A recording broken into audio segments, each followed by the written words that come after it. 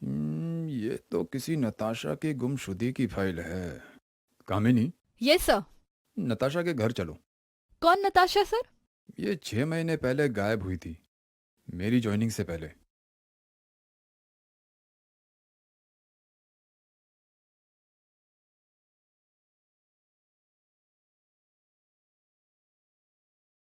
माँ जी, I know आपने जब अपनी बेटी की मिसिंग रिपोर्ट लिखवाई थी तब इस केस को हैंडल करने वाले इंस्पेक्टर विनय को सब बताया था, लेकिन उनके ट्रांसफ़र के बाद अब ये केस मेरे अंडर आ गया है। सो प्लीज़, अगर आप बुरा ना माने तो मैं वही सब वापस जानना चाहता हूँ। इसमें बुरा मानने वाली कोई बात नहीं है इंस्पेक्टर। कोई मुझे 1000 बार भी वही रिपीट करने के लिए बोले तो भी मैं बोलूंगी। बस मुझे मेरी बेटी मिल जाए। नताशा पोल्क होल न्यूज में न्यूज रिपोर्टर का काम करती थी। 6 महीने पहले वो किसी काम से मुंबई से रायगढ़ गई थी। वहां से लौटते समय उसने बताया कि वो 1 घंटे में घर पहुंचने वाली है, लेकिन वो 1 घंटा आज तक पूरा नहीं हुआ। माँ जी, नताशा रायगढ़ अकेली गई थी या किसी के साथ? जी, अकेली ही गई थी। कामिनी, फाइल्स में देखो ज़रा, नताशा के कॉल्स डिटेल्स फाइल है कि नहीं? No sir, no call details. तो जल्दी से कॉल और उसकी आखिरी लोकेशन के डिटेल्स निकलवाओ।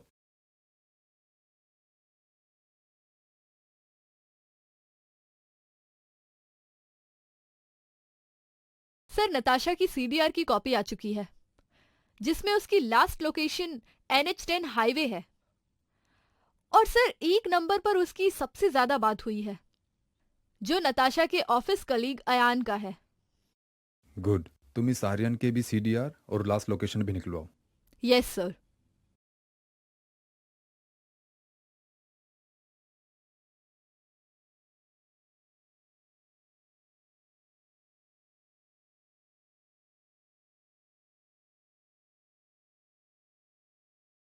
तुम्हारा ढाबा यहाँ कब से है? मैडम जी, ये तो हमारा पुश्तैनी ढाबा है। तकरीबन 70 साल से हम यहाँ हैं। पर बात क्या हो गई मैडम जी? 6 महीने पहले इसी जगह से ये लड़की गायब हुई है। तुम्हें कुछ पता है उसके बारे में?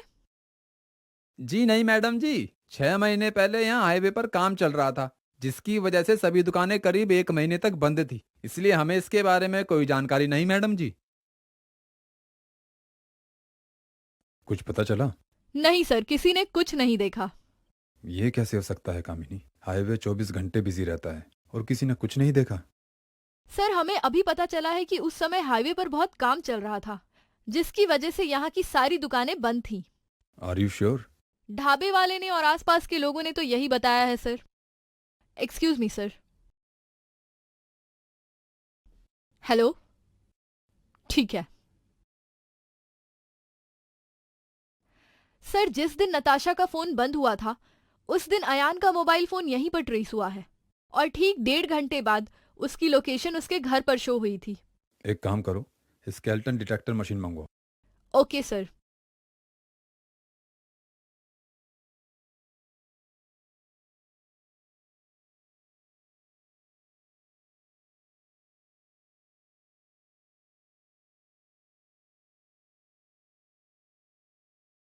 सर, यहाँ कुछ है। खुदाई करो।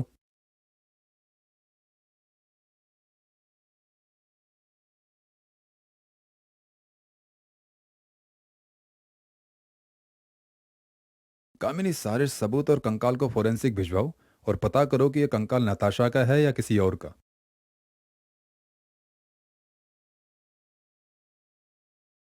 सर, कंकाल नताशा का ही है। उसका डीएनए जानकी से मैच हो गया है। ये आर्यन के बारे में कुछ और पता चला?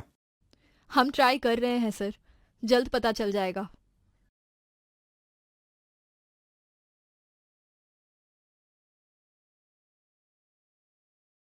सर, नताशा की जाने के बाद अयान भी ऑफिस छोड़कर कहीं चला गया। जिया जी, आपके पास उसका कोई एड्रेस या फोन नंबर है? जी नहीं, ऑफिस छोड़ने के बाद ही उसका नंबर बंद है, और जहां वो रहता था वहां है भी नहीं। मैं एक बार अप्रोच कर चुकी हूँ। उसकी कोई फोटो? हाँ सर, फोटो है। 1 मिनट।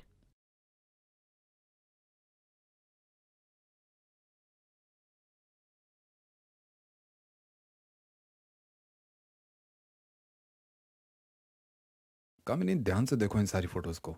हर फोटो में एक चीज कॉमन है, आर्यन का पेन।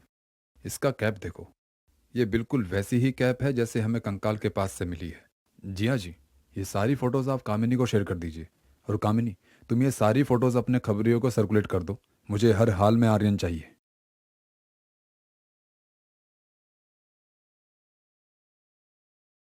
सर, अयान का पता चल गया है।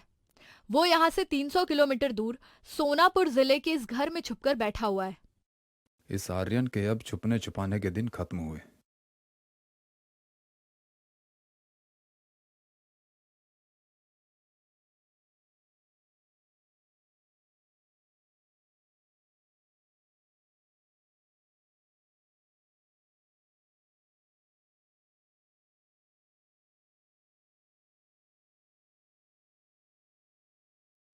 जी कहिए। मैं इंस्पेक्टर राठौर।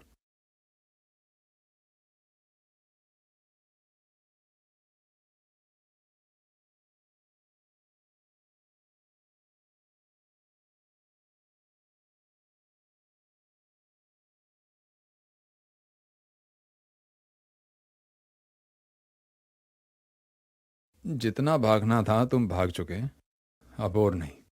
चलो उठ।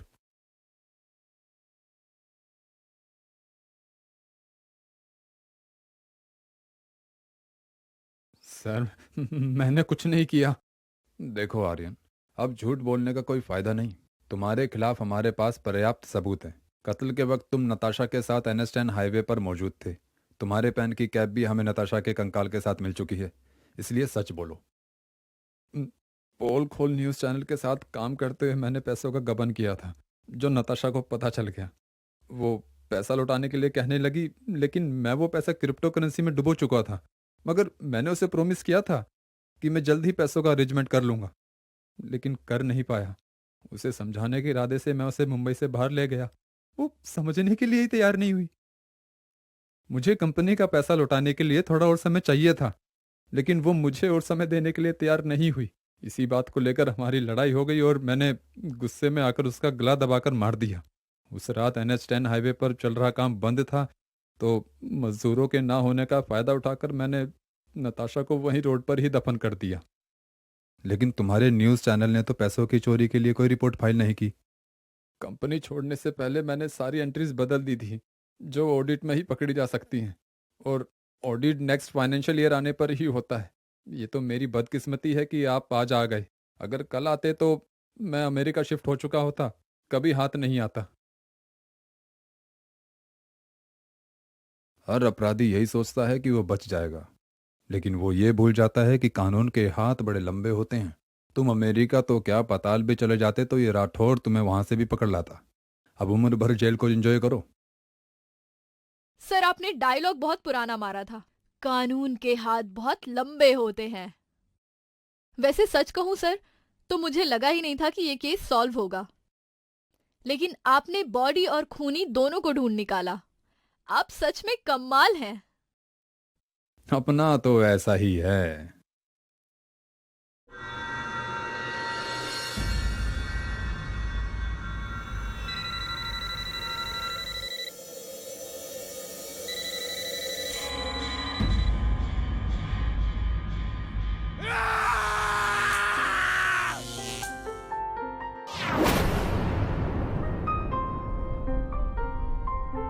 कामिनी, ये आदमी बेचारा बेमतलब मारा गया। सही कहा सर, ऐसी मौत किसी को नहीं आनी चाहिए। कितनी छोटी सी वजह थी, मोबाइल में कुछ गड़बड़ी हुई और शॉक लगने के कारण मर गया। ये आजकल मोबाइल से बहुत सी मौतें हो रही हैं। वही तो, अब इसका क्या करें सर? करना क्या है, एक्सीडेंट का केस बनाकर केस को बंद कर दो। बेचारा भरी जवानी में मर गया। Yes sir. क्या बात है सर, आज बड़े खुश लग रहे हो। बहुत सेल्फी ली जा रही है। हाँ कामिनी, मैं तो बस नए फोन का कैमरा चेक कर रहा था, आज ही खरीदा है। वाह सर, मोबाइल तो बहुत अच्छा है। अच्छा तो होगा ही, महंगा जो है। सर, मेरी बीवी करंट लगने से मर गई सर। कब और कैसे? अभी हुआ। वो फोन पर बात कर रही थी, तभी अचानक उसे जोर का झटका लगा और वो नीचे गिर गई। कामिनी, इस हफ्ते का दूसरा केस है ना?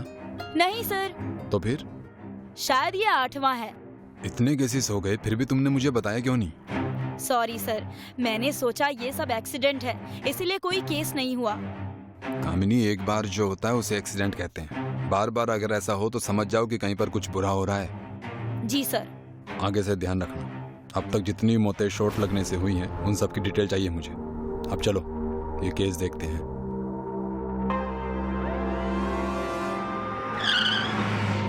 फॉरेंसिक टीम को बुलाओ और अच्छी तरह से देखने के लिए कहो। हाँ सर। साहिल, क्या ये तुम्हारी बीवी का मोबाइल है? हाँ सर। ये तो बिल्कुल मेरे जैसा है। इसने ये कब खरीदा था? 2 दिन पहले सर। कामिनी, यहाँ आओ। Yes sir. पहला जो केस था शॉर्ट का, जिसे हमने एक्सीडेंट कहा था, उस आदमी का मोबाइल किस कंपनी का था वो पता करो, और पूरे हफ्ते में जिन लोगों की हत्या इस करंट लगने से हुई है उनकी भी मोबाइल कंपनी का पता करो। अभी करती हूँ सर। सर, आपने जैसा कहा था मैंने सबके मोबाइल किस कंपनी के थे ये पता लगा लिया है। ये देखिए। ये सारे कांड एक ही मोबाइल कंपनी के फोन से हुए हैं। मतलब इस कंपनी में ही कुछ गड़बड़ है। हमें इस कंपनी के मालिक से मिलना होगा। ठीक कहा सर आपने। तो फिर चलो उनसे पूछताछ करते हैं।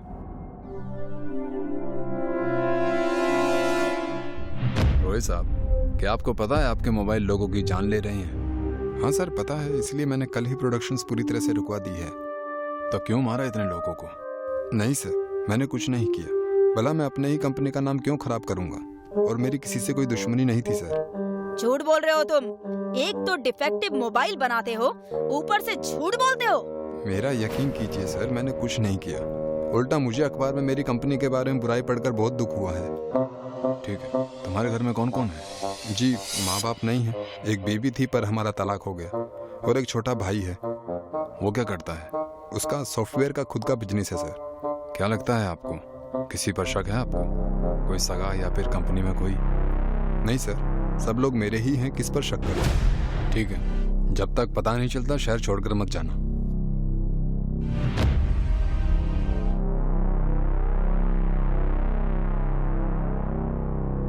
सर, मुझे नहीं लगता उस राय ने कुछ किया है।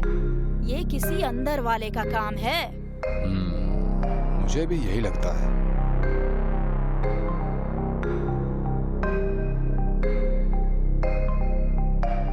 सर, कंट्रोल रूम में एक फैक्स आया है। देखो और बताओ। सर, इसके मुताबिक अब तक जितने भी लोग मरे हैं वो सब करंट लगने से पहले फोन पर बात कर रहे थे। और हैरानी की बात ये है सर कि सभी को एक ही नंबर से कॉल आया था। क्या मतलब सबूत फोन में नहीं, फोन नंबर में है? एक काम करो, कंट्रोल रूम को फोन करो और इस नंबर की लास्ट लोकेशन पता करने के लिए कहो। Yes sir. सर, इस नंबर की लास्ट लोकेशन रॉय का घर है। ये रॉय का कुछ समझ नहीं आ रहा। Hello, police station, Kamini here. Roy साहब आप? बोलिए। सर, रॉय का कहना है कि उसे पता है कि ये सब किसने किया है। उसने तुरंत हमें घर बुलाया है। जाते हैं, ये फोन का नंबर भी पता लगाना है।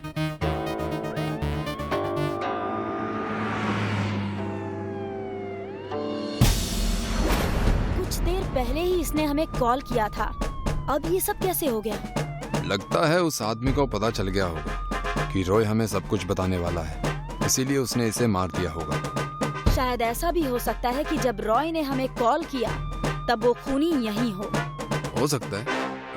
एक काम करो, सारा घर अच्छी तरह से छान मारो और ये चाकू, इस मर्डर वेपन को फोरेंसिक भेज दो। सर, फॉरेंसिक रिपोर्ट आ चुकी है, पर इसमें बड़ी ही अजीब बात सामने आई है। चाकू पर रॉय का खून तो था ही, पर एक और इंसान का भी खून था। किसका? डीएनए टेस्ट से पता चला है कि वो दूसरा खून उसके भाई का है। मतलब रॉय के भाई का भी खून हुआ है, पर हमें तो वहाँ एक ही लाश मिली। शायद वो खूनी के हाथों से बच गया हो। शायद, या फिर क्या सर? रॉय के इस भाई को ढूंढते हैं, जिंदा या मुर्दा।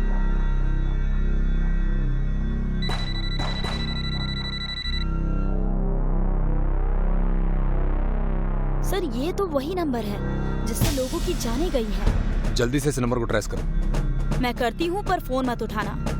सर, इस नंबर का लाइव लोकेशन तो रॉय का घर है। चलो जल्दी।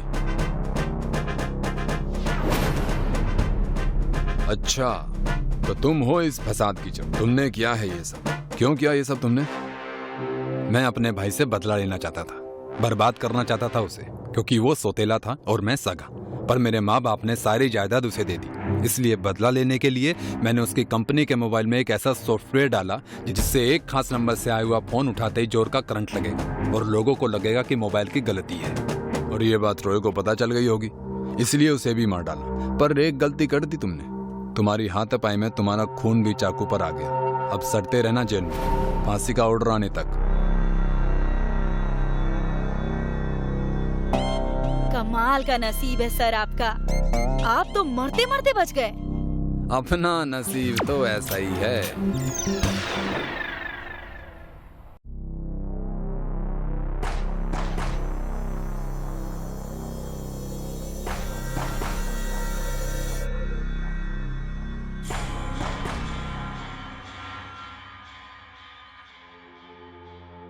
सर एक आदमी आया है, अपना नाम श्यामलाल बता रहा है। उसे चोरी की रिपोर्ट लिखवानी है। तो फिर लिख लीजिए, इसमें पूछने वाली क्या बात है? सर लिख तो लूं, पर यह आदमी आपसे ही मिलकर रिपोर्ट लिखवाना चाहता है। ठीक है, बुलाऊं उसे? आ जाइए। नमस्ते सर, मैं श्यामलाल, वो लाल चौक पर कपड़े की दुकान है मेरी। जी, क्या चोरी हो गया है आपका? सर कंगन चोरी हो गई है। और कुछ भी चोरी हुआ है क्या उसके साथ? नहीं सर, बस कंगन ही चोरी हुआ है। कंगन सोने का है या चांदी का? पीतल का सर। यहाँ मजाक चल रहा है क्या श्यामलाल जी? जो पीतल के कंगन की चोरी की रिपोर्ट लिखवाने आ गए? फालतू की चीजें ढूंढने का काम रह गया है क्या हमारे पास? मैडम वो कंगन आपके लिए फालतू हो सकता है, मगर मेरे लिए नहीं। वो कंगन मेरी माँ की आखिरी निशानी है। उस कंगन से मेरी यादें, मेरे जज्बात जुड़े हैं, फालतू नहीं है वो। श्यामलाल जी, कामिनी जी की तरफ से मैं आपसे माफी मांगता हूँ। उन्हें पता नहीं था कि उस कंगन के साथ आपकी माँ की यादें जुड़ी हुई हैं। सर एक समय था जब हमारे पास खाने के लिए कुछ पैसा नहीं था, तो माँ ने उस कंगन को गिरवी रखकर हमारा पेट भरा था। फिर मैंने पैसा इकट्ठा करके उसे वापस छुड़ाया था। वो कंगन मेरे लिए बहुत मायने रखता है सर। मैं जानता था पीतल का कंगन के लिए कोई रिपोर्ट नहीं लिखेगा, इसलिए मैंने आपसे मिलने की जिद की थी। हम पूरी कोशिश करेंगे कि आपका कंगन आपको मिल जाए, पर सवाल ये है कि चोर ने सिर्फ पीतल का कंगन ही क्यों चुराया? क्या पता सर, ये तो चोर ही बता सकता है। आप अपना एड्रेस लिखवा दीजिए, हम आते हैं थोड़ी देर में। तब तक आप किसी भी चीज को हाथ मत लगाइएगा। एड्रेस लिख लीजिए।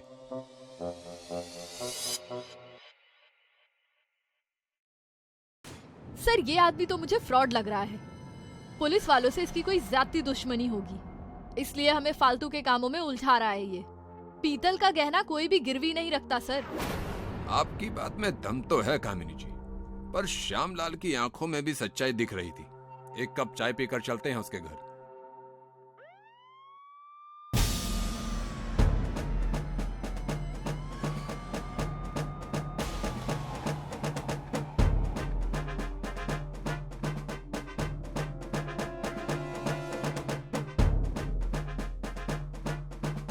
सर चोर ने पूरा घर इत्मीनान से खंगाला है। श्यामलाल जी, आप यहाँ अकेले रहते हैं?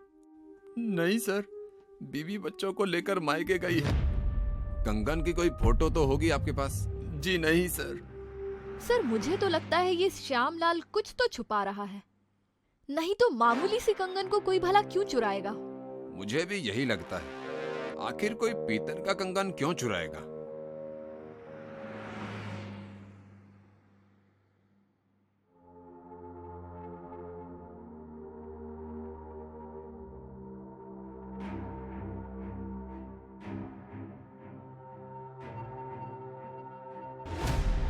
सर मैं तो कहती हूँ श्यामलाल को लाकर अपने राम प्यारी का स्वाद चखाते हैं, सब सच बाहर आ जाएगा। कामिनी जी, कानून के दायरे में रहकर काम करना है, उसे हाथ में लेकर नहीं। Sorry sir. बुलाइए फिर श्यामलाल को। नमस्ते सर, कंगन मिल गया क्या? अभी तक तो नहीं श्यामलाल जी, लेकिन आपने बताया था कि एक बार आपकी माँ ने कंगन गिरवी रखा था। कहाँ रखा था गिरवी? गुप्ता ज्वेलर्स के पास रखा था। मेरी दुकान के साथ ही उनकी दुकान है। वो आज भी गल्ले पर बैठे हैं। बताइए साहब, क्या दिखाऊं? गुप्ता जी को बुलाओ। सर, मैं ही गुप्ता हूँ, बोलिए। हाँ, तू गुप्ता है क्योंकि तेरे पिताजी गुप्ता हैं, समझा? उनको बुलाओ। जी बताइए, क्या सेवा कर सकता हूँ आपकी? आप ये आपके साथ वाली दुकान वाले श्यामलाल जी को जानते हैं क्या? उसे ही नहीं, उसके पूरे परिवार को भी अच्छे से जानता हूँ। क्या हुआ? कुछ खास नहीं, बस एक इंक्वायरी करनी थी। उनकी माँ ने आपके पास कभी कोई पीतल का कंगन गिरवी रखा था क्या? जी रखा था। बेचारी के पास खाने के लिए पैसे नहीं थे। बहुत विश्वास था उसे मुझ पर। मैंने कहा भी था कि भाभी पैसे ले जाइए, कंगन रखने की कोई जरूरत नहीं, पर वो खुददार औरत थी। भगवान ऐसे लोग कम ही बनाता है। श्यामलाल ही वो कंगन मुझसे छुड़ा कर ले गया था। उसकी जगह कोई अनजान होता तो मैं पीतल का कंगन कभी गिरवी नहीं रखता। पर इतनी पुरानी बात आप लोग क्यों पूछ रहे हैं? दरअसल उनका वो कंगन चोरी हो गया है, हम उसे ढूंढ रहे हैं। पीतल का कंगन चुराकर किसी को क्या हासिल होगा? वही तो हम भी सोच रहे हैं राम भजन जी। पता नहीं ऐसा क्या खास है उस कंगन में जो चोर ने वही चुराया। लगता है चोर कोई नशेड़ी होगा इंस्पेक्टर, जो सोने के धोखे में पीतल ले गया। ठीक है सर, थैंक यू। जरूरत पड़ेगी तो फिर आऊंगा। जी, आप ही की दुकान है इंस्पेक्टर। आई थिंक राम भजन जी सही कह रहे हैं। कोई चोर पीतल का सोना समझकर ही ले गया है। मुझे नहीं लगता सर, चोर बहुत शातिर होते हैं, एक नजर में ही बता देते हैं कि गहना सोने का है या पीतल का। पर अब आगे क्या करना है सर? कंगन की चोरी हुई है तो चोरों से ही पूछते हैं।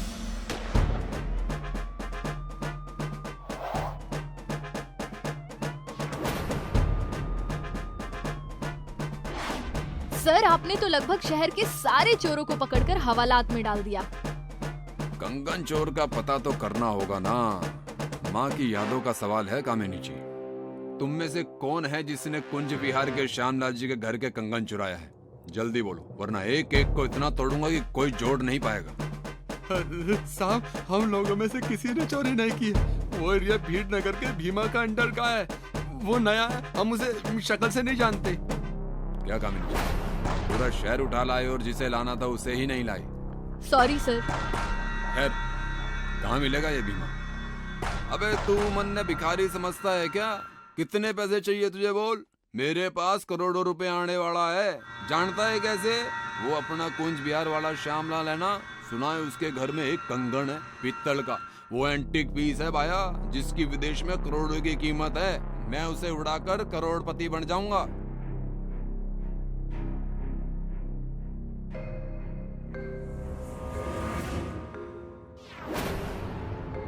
कामिनी जी, तुम बाकियों पर नजर रखो, मैं इसके पीछे जाता हूँ।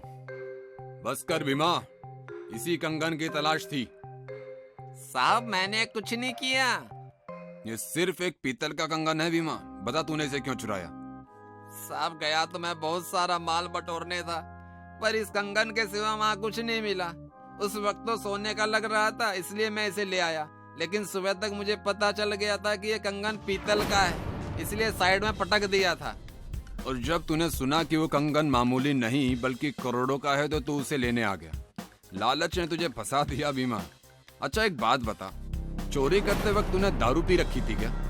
हाँ साहब, थोड़ी ज्यादा पी रखी थी। तू थोड़ा सच्चा और थोड़ा लुच्चा है। कुछ दिन निकाल अब इस मेहमान खाने में। राम भजन ने सही गैस किया था कि चोर शराबी होगा जो पीतल को सोना समझकर ले गया होगा। बुजुर्ग आदमी के पास जिंदगी का तजुर्बा होता है कामिनी जी, उन्हें थोड़ा सीरियस लिया कीजिए। तजुर्बे का तो पता नहीं सर, लेकिन आपने जिस प्यार से एक बेटे के लिए उसकी माँ के पीतल के कंगन ढूंढे हैं ना, उसके लिए सैल्यूट है आपको। आपकी जगह अगर मैं होती तो ये केस कभी नहीं लेती। श्यामलाल जी को बुलाओ।